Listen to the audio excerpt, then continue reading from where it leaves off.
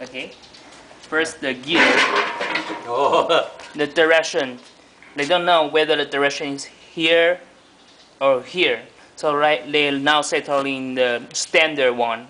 And because this is the lower roller, this is upper roller. The lower roller's direction is from that side and go from that side, and upper roller is the directions go from this side. They are different. So Changzhang is going to make a mark point to let you know the direction, which direction is correct.